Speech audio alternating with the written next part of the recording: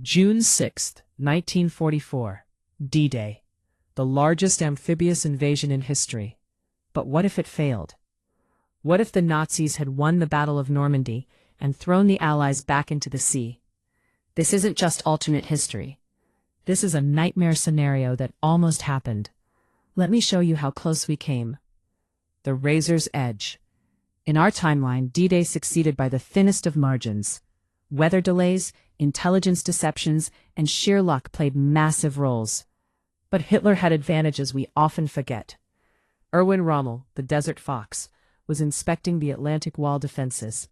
He knew the Allies were coming. He just didn't know when or where. If the weather had been worse, the invasion would have been postponed. If German intelligence had cracked the Enigma deception, they'd have concentrated forces at Normandy instead of Calais. If Rommel had been at his headquarters on June 6th instead of visiting his wife for her birthday, the German response would have been faster, more coordinated, more deadly. The entire invasion hung by a thread, the point of divergence. So let's change one thing, just one. Let's say Rommel stays at his post. He doesn't go home. He's awake when the first reports come in at 0200 hours. He immediately recognizes this is the main invasion. He orders the panzer divisions forward without waiting for Hitler's approval. By dawn, German armor is rolling toward the beaches while Allied forces are still struggling to establish a foothold. The 21st Panzer Division hits Sword Beach at 0900. The 12th SS Panzer Division slams into Juno Beach by noon. Omaha Beach, already a bloodbath, becomes an absolute slaughter. By nightfall on June 6th, 3 of the 5 beaches have been overrun. American and British forces are being pushed back into the sea. By June 8th, the Normandy invasion has collapsed. Over 50,000 Allied casualties, thousands of prisoners, mountains of abandoned equipment. It's the worst Allied defeat of the war. Immediate consequences. Churchill is devastated. Eisenhower offers his resignation. Stalin is furious, accusing the Western Allies of incompetence. Roosevelt faces a political crisis. American public opinion turns sharply against the war. Isolationists demand withdrawal from Europe. But here's what changes everything: the atomic bomb program. In our timeline, the Manhattan Project was always intended for Germany. The bomb wasn't ready until July 1945, after Germany surrendered, so it was used on Japan instead. But in this timeline, Germany is still fighting, still a threat.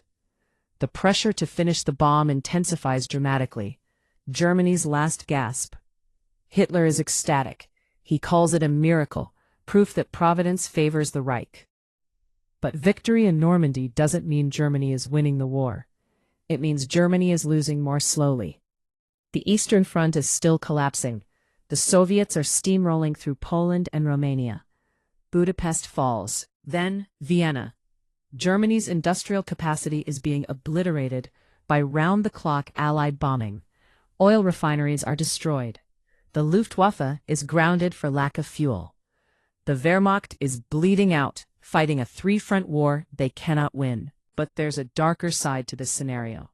With the Western Allies repelled, Hitler has no reason to hold back. The extermination camps run at full capacity longer. The Holocaust claims even more victims. The V-2 rocket attacks on London intensify. V-3 guns bombard southern England. Germany pours resources into wonder weapons, desperate for a technological breakthrough. And they're working on their own atomic program. The second invasion. The Allies don't give up. They can't. By early 1945, plans for a second invasion are underway. But this time, they're not taking chances. Operation Eclipse. Bigger than D-Day. Better planned. More brutal. The invasion force assembles in southern England. 500,000 troops, 10,000 aircraft, 5,000 ships. But there's something else. Something the Germans don't know about. The Manhattan Project is nearly completed. The first atomic bomb will be ready by summer 1945. Meanwhile, from the east, the Red Army is closing in. By March 1945, Soviet forces are crossing the Oder River. Berlin is 40 miles away. Hitler faces annihilation from 2 directions. The nuclear question. Here's where it gets truly dark. In our timeline, there was significant debate about using the atomic bomb on Japan. The decision wasn't easy or unanimous.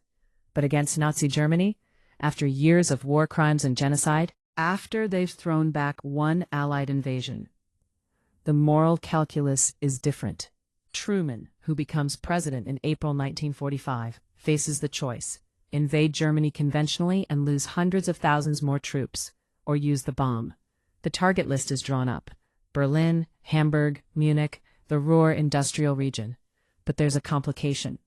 The Soviets are already at Berlin's doorstep. Drop a bomb there, and you'll kill hundreds of thousands of Soviet soldiers. Stalin would never forgive it. The alliance would shatter. The Cold War would begin instantly, possibly even hot. So the Americans choose a different target. The bombing of Munich, August 6, 1945. A B-29 Superfortress, flying from a captured airbase in France, approaches Munich at 30,000 feet. At 08:15 hours, the bomb bay doors open. Little boy falls for 43 seconds. Then a flash brighter than 1,000 suns. Munich, the birthplace of the Nazi Party, ceases to exist. 80,000 people die instantly. Another 60,000 will die from radiation over the next months. The psychological impact is incalculable.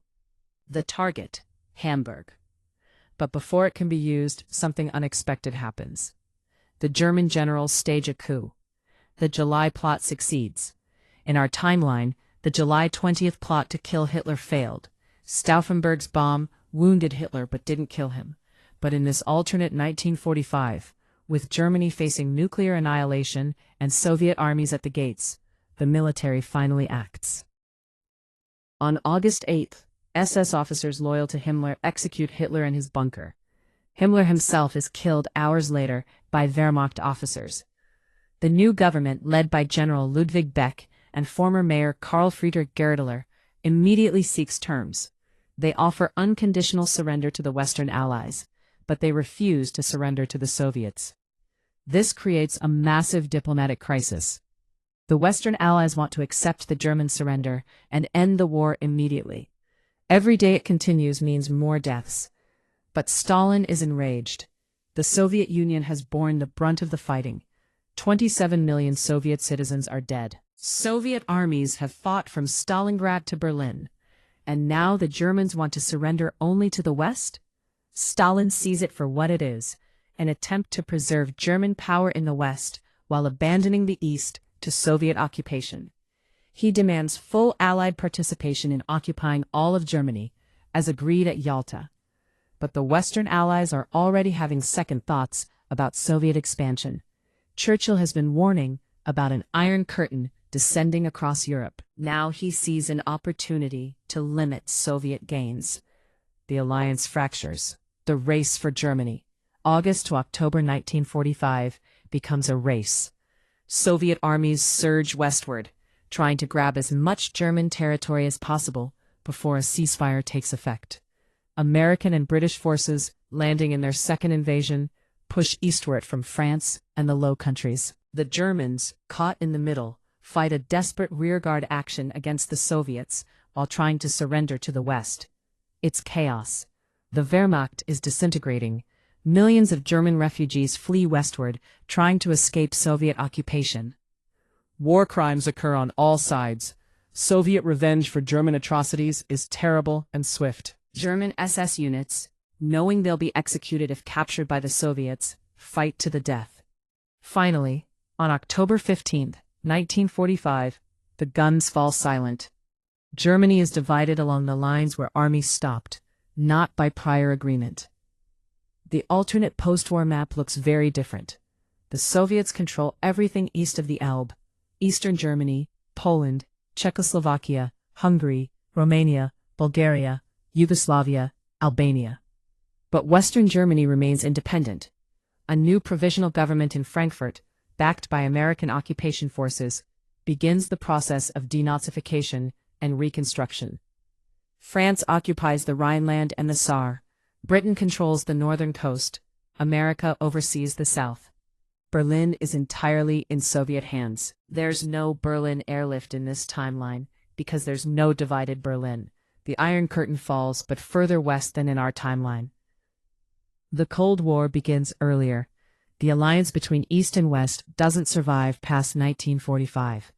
By 1946, Soviet and American troops are facing each other across the Elbe with loaded weapons. The Truman Doctrine comes earlier. The Marshall Plan is bigger, focused on rebuilding Western Germany as a bulwark against communism. NATO forms in 1947 instead of 1949. The nuclear arms race accelerates. The Soviets, shocked by the bombing of Munich, pour resources into their own atomic program. They test their first bomb in 1948, a year earlier than in our timeline. The world lurches toward nuclear standoff even faster. Asia changes too. But what about Japan? Without the bombs dropped on Hiroshima and Nagasaki, the Pacific War continues into late 1945. The planned invasion of Japan, Operation Downfall, goes forward in November 1945. It's as bloody as predicted. American casualties exceed 100,000. Japanese casualties, military and civilian, reach into the millions. The war in Asia doesn't end until spring 1946. The atomic bomb has been used, but its deterrent effect is diminished. Everyone saw it used against Germany, a white, Christian nation. The taboo is already broken. This changes the psychology of the Cold War. Nuclear weapons seem more usable, not less. The Holocaust's toll. Perhaps the darkest aspect of this timeline is the additional months the Holocaust continues. In our timeline, the camps were liberated in spring 1945. In this timeline, with the Western invasion delayed, liberation comes months later. Auschwitz, Treblinka, Bergen-Belsen operate at full capacity through summer 1945. Hundreds of thousands more perish. The full scope of Nazi crimes is revealed even later, making the Nuremberg trials even more significant. But there's a twisted irony. More Nazis escape. With the extended chaos of late 1945, more SS officers and war criminals slip through Allied lines, fleeing to South America, Spain, and the Middle East. The hunt for Nazi fugitives continues for decades.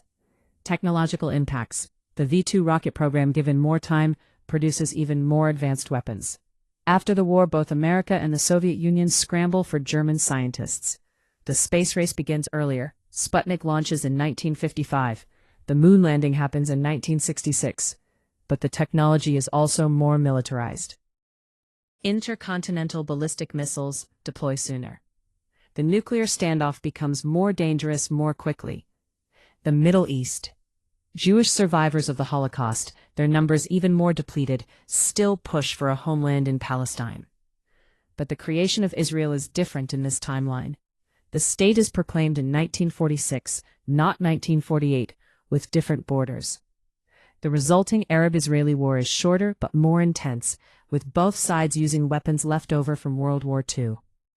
American and Soviet involvement in the region begins immediately, not gradually. The Middle East becomes a Cold War flashpoint even faster. Personal stories. But beyond geopolitics, consider the individual lives changed. American soldiers who died at Normandy in our timeline might survive to grow old in this one.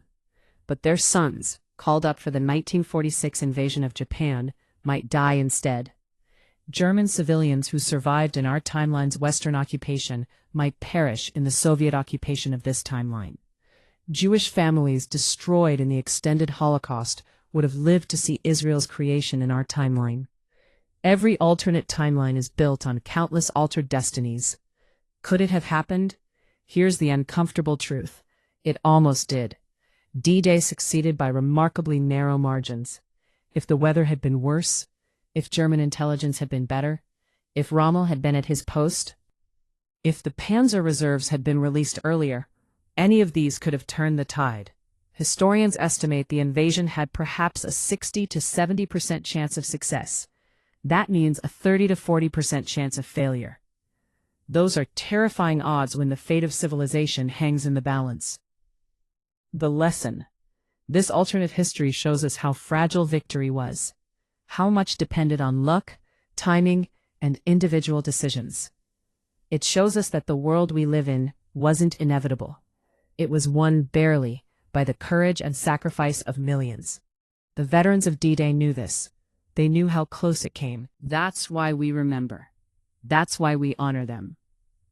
Because in another timeline, one simple change on a June morning in 1944, and everything we know could have been different. The war would have been longer, the death toll higher, the Cold War more dangerous, and the world we inherited would be darker, more divided, more afraid. Final thought. History isn't a straight line from past to present.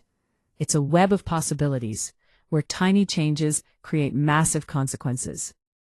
The world we live in was shaped by 1,000 small moments where things could have gone differently. D-Day was one of those moments. And we got lucky.